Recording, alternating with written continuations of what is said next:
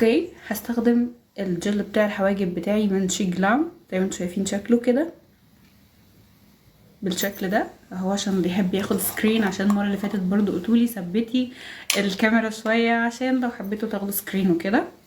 اوكي، ده شكله من جوه بيبقى شفاف.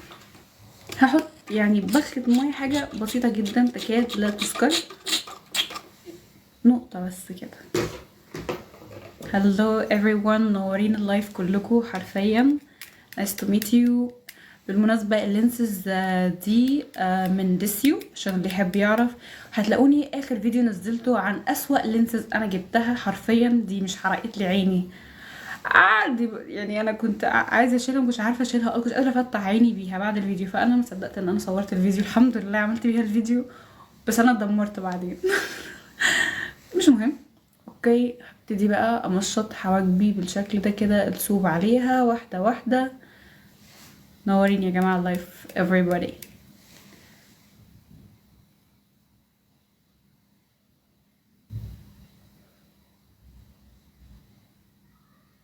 المره دي ما حبيتش اشيل خطوه واحده من الفيديوز بتاعتي، فحبيت ان انا اعمل معاكم الحواجب برضو المره دي بالتفصيل، عشان ما نبقاش ايه خابين حاجه عن بعض. فدي اول حاجه، بس طبعا احنا كده مخلصناش، احنا لسه في ايه نكست ستيب كتيره جايه.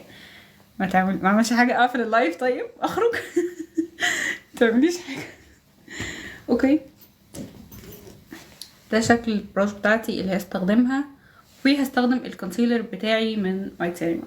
اوكي، هستخدم الكونسيلر بتاعي من وايت سينما. الكونسيلر ده الله يكون في عونه معايا والله.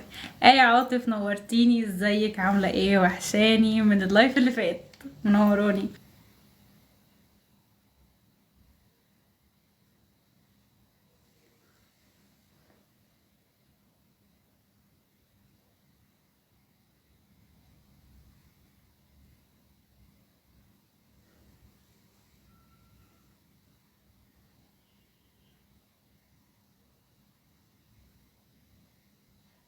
هتعملي لوك ايه؟ اوكي، بالنسبه بقى لكلمه هتعملي لوك ايه دي، انا بفكر اعمل على لون بينك، لان انا اللايف اللي فات عملت على اسود وسموكي ايز وكده. المره دي حابه اني اعمل على بينك، يعني روز بينك، الالوان دي اللي هو بيبقى بيليق اكتر على الرويال بلايت، فاللي هو حاسه اني عايزه اعمل بينك. ولو اقترحتي عليا برضو هكون شاكره جدا ليكي، لان انا مش بقترح او مثلا مش بخطط قبلها، انا ببقى ساعه الحدث بقى، ساعه الحدث بقول انا عايزه اعمل كذا.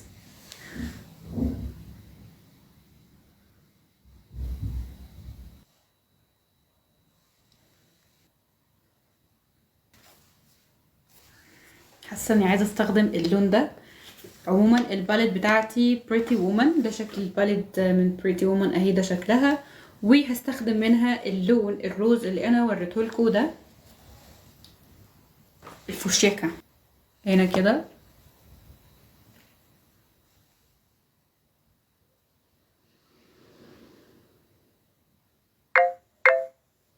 يا رب نتيجتي ظهرت ولا لسه؟ اصلا انا لحد الان جروبات الدفعه عماله تن تن تن تن، ومش عارفه هي طب النتيجه ظهرت؟ معرفش بقى بيصيحوا على ايه بصراحه يعني.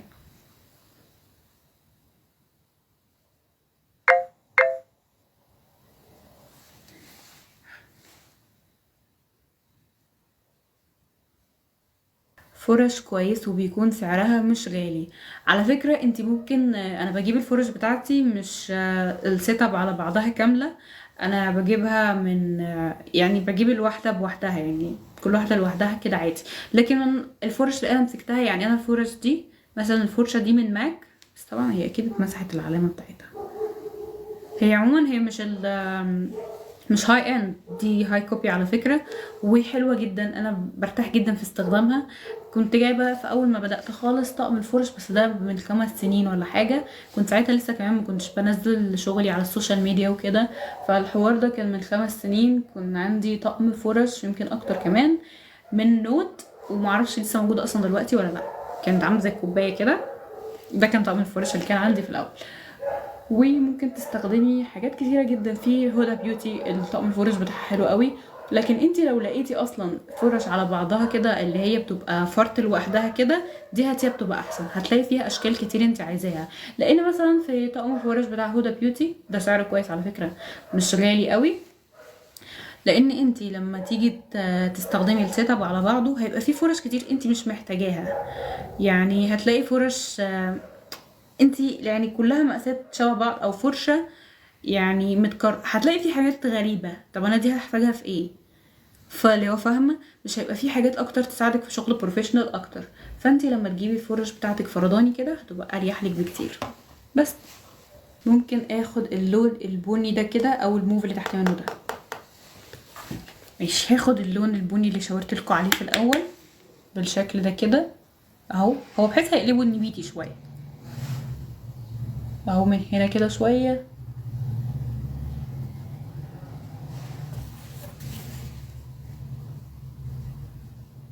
جليتر كده كده ده اساسي، الجليتر ده في حياتي كلها.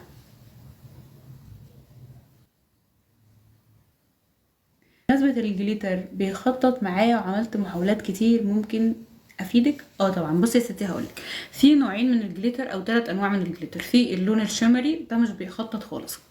في بقى اللون اللي هو الكريمي. بصي في جليتر زي كده زي ده، ما ينفعش اللي بصي طري جدا، هتلاقيه كده. بصي هقولك ازاي، هتلاقيه فيه زيت او فيه حاجه هتلاقيه تخليه طري جدا بالشكل ده، او هو بنفسه بيقطع. فانت تعملي ايه لما تيجي تحطيه؟ تتاكدي كويس ان ما تحت منه ما يكونش كده زي خط الكونسيلر ده، ما يكونش كده خالص تحت منه.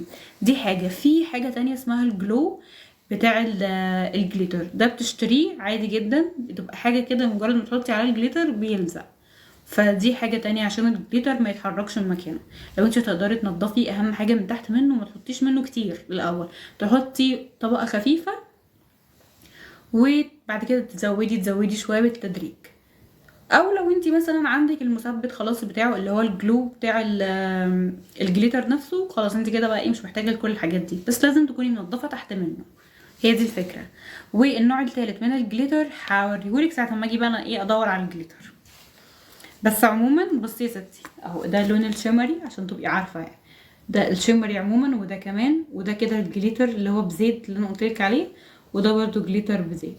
الجليتر الاخر هوريهولك. في اللي هو بيبقى ليكويد جليتر، ده بيبقى حلو جدا، ممكن تستخدميه قبلها وبعد كده تحطي فوق منه، ده هيثبت معاكي برضو اكتر شويه. بصوا كده انا عندي الجليترين دول كده، بس محتاره بينهم الاتنين. يعني في ده هو فاتح شويه، ده انا كنت جايباه منين؟ بصوا هو شكله اهو، بس هو اتمسح بصراحه لان انا مش فاكره انا كنت جايباه منين بالظبط. الرقم بتاعه رقم 5 اهو، اللي يحب يعرف، هي مكتوب مشقلب 5. انا عارفه انواع ماشي اوكي. ده كرم. في حاجه شفت فيها التخطيط اللي في عينك مع الكونسيلر مع قدام الجليتر بيكون كده اهو. بصي اهو الكونسيلر لسه، فعشان هنا ما حطيناش اي شادو او اي حاجه، فطبيعي الكونسيلر لسه الخطوط بتاعته بتبان، عشان احنا لما بنفتح عينينا فالكسره الربانيه بتاعتنا كده كده بتبان. دي حاجه.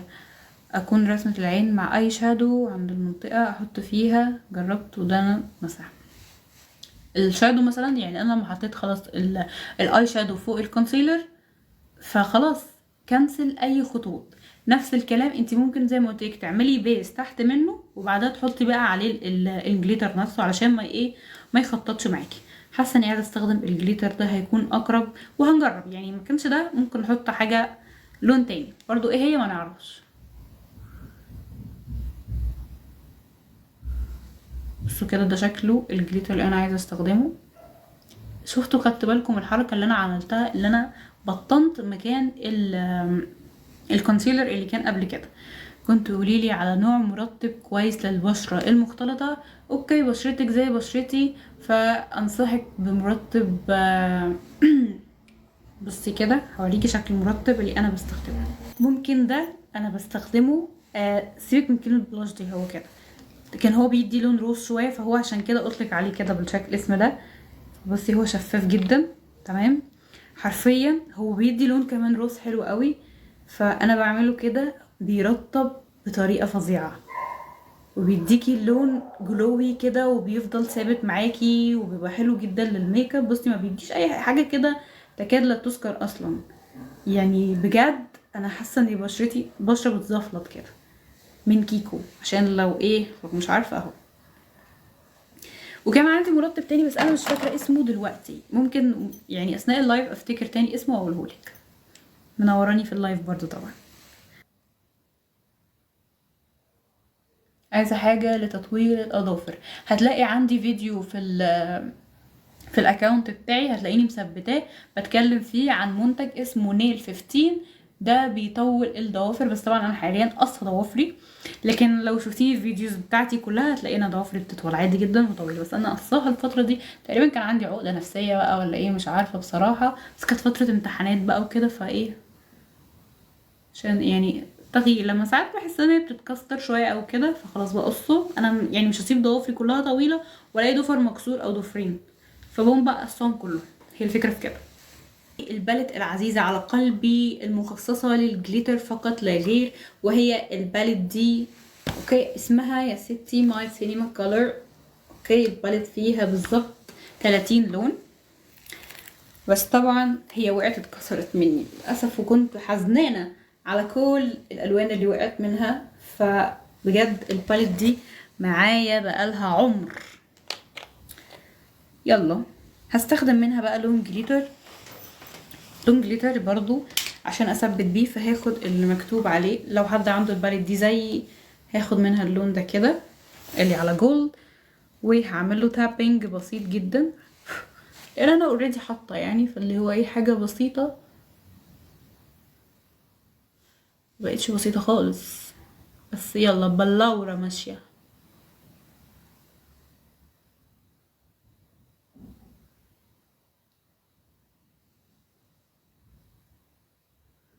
هو صحيح الصيف برضو فرهضة، الواحد مش قادر يعمل حاجة، وبرضو الشتا بنبقى متكتفين مش قادرين نعمل حاجة، بس هنعمل حاجة امتى؟ ما احنا كده كده لازم نعملها.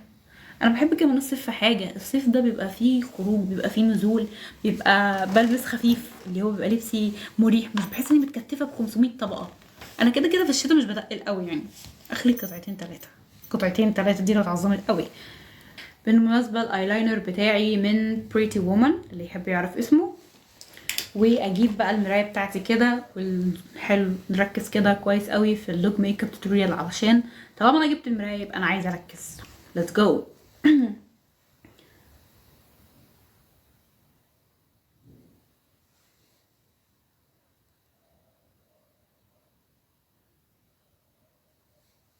بفكر اعمله ايلاينر مفتوح، وهو جه معايا كده، انا كانش في نيتي كده، بس هو يلا بقى ايزي بقى ايه مطرح ما بتجيب.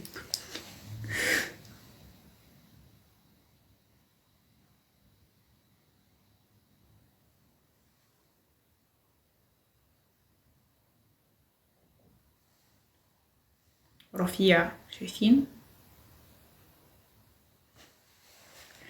اوكي نيجي للناحيه التانية.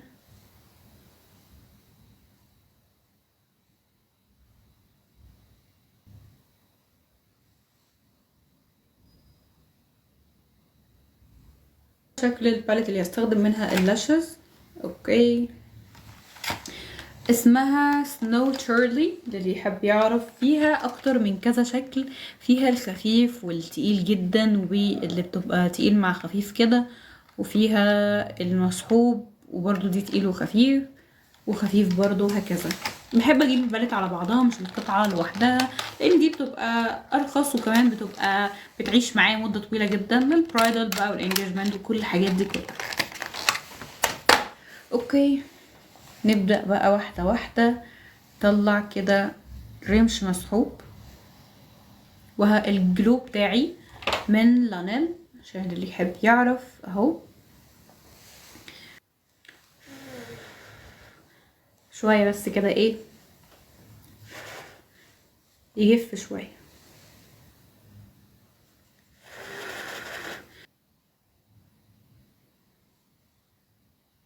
امسكي بقى يا حبيبتي امسكي.